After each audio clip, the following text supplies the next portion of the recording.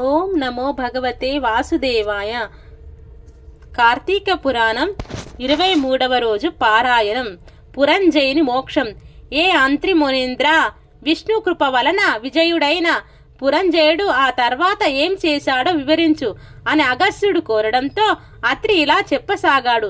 భగవంతుని కృప వలన యుద్ధ భూమిలో విజయలక్ష్మిని వరించిన పురంజయుడు అమరావతిలో ఇంద్రుడిలా తన అయోధ్యలో అత్యంత వైభవంతో ప్రకాశించాడు.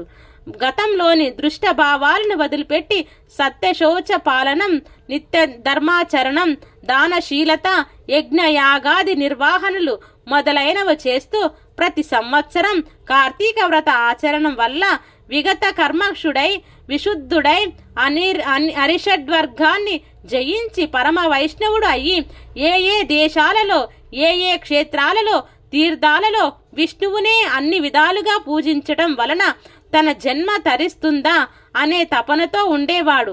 అంతగా హరిసేవ సంవిధాన తప్తుడైన కారణంగా ఒకనాడు ఆకాశవాణి పురంజయ, కావేరీ తీరంలో శ్రీరంగ క్షేత్రం ఉంది.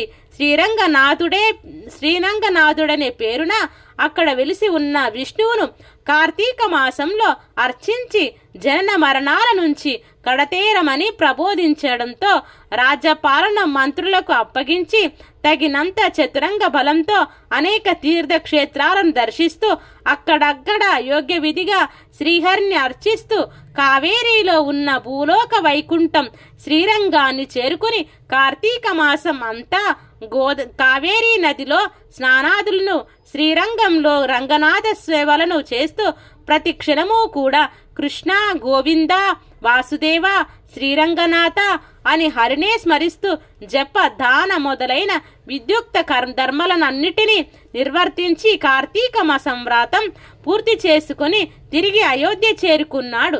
తర్వాత ధర్మకామం వలన సత్ప్రవర్తన కలిగిన పుత్రులను పొంది కొన్నాళ్లకు సర్వభోగాలు విడనాడి భార్యా సమేతంగా వానప్రస్థం స్వీకరించి కార్తీక వ్రతాచరణం విష్ణు సేవలోనే లీనమై పుణ్యావాసాన అంత్యంలో వైకుంఠం చేరుకున్నాడు. కార్తీక మహాపురాణం 23వ అధ్యాయం సంపూర్ణం. ఓం నమో భగవతే వాసుదేవాయ.